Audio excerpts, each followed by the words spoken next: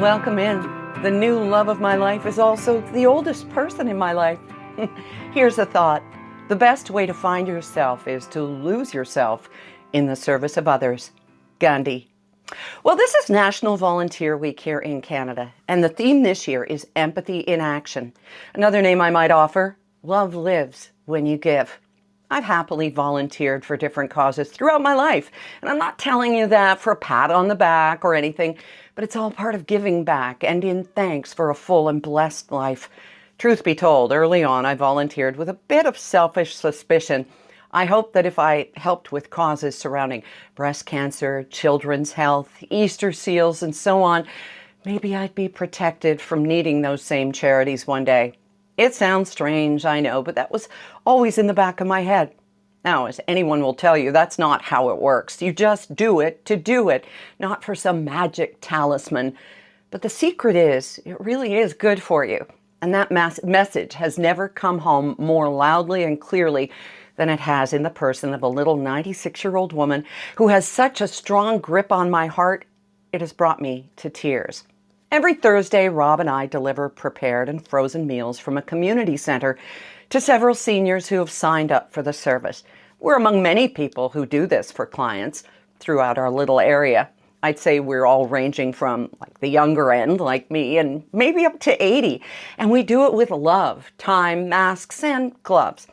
But when we signed up for this at the beginning of COVID lockdowns, we never imagined what we would get in return.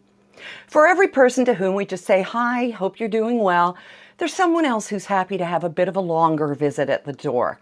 We've had 2 clients who have died in our time delivering and others who have moved on, doors opening, doors closing. But one little lady, and I've mentioned her before, had me very afraid we were going to say goodbye 3 weeks ago. It began when we got to Mira's apartment building, and there was no answer from the outside keyboard. We tried a few times and then rather frantically called her phone. Still, no Mira.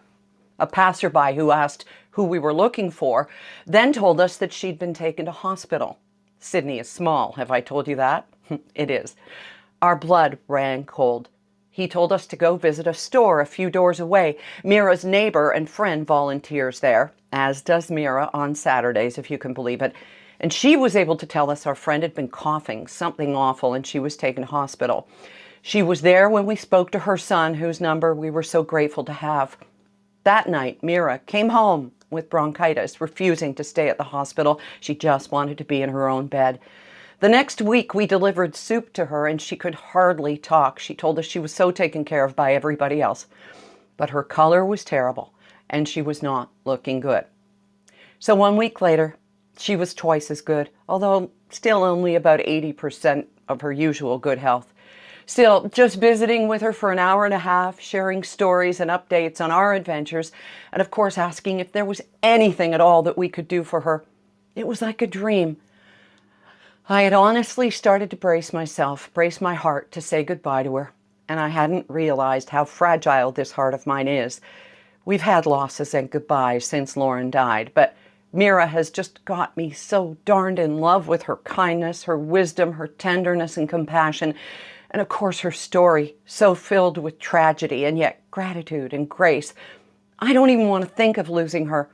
Yeah, I know she's 96 and 2/3, older than Queen Elizabeth, sharp as anything and still winning bridge the weekends she's healthy enough to play. Walking the 1,000 steps to get to the grocery store or drugstore, volunteering herself, beloved by so many that when she was ill, she was surprised at how full her phone messages and inbox were. I told her she is so loved, and now she's gotten the gift of hearing it. Many people are praised after they're gone, but Mira has heard it over and over the past few weeks, and I'm suspecting she really knew it when, while sitting next to her on her lovely little couch, I put my arms around her, my head on her shoulder, and my tears just started to flow. I love this woman so much that if the only good thing to come from our lives, from volunteering, is spending time with Mira, hearing her stories of life in a work camp and as an adolescent teen, her family stories and her day-to-day thoughts, it would be more than enough, so much more than enough, as we'll experience again later today. Empathy in action, I'll say, When you volunteer, you truly do get so much more than you give. And on that note, I'll wish you a gentle final weekend of April. Back Monday with some garage sale stuff, my very first, and so much to learn. Take care.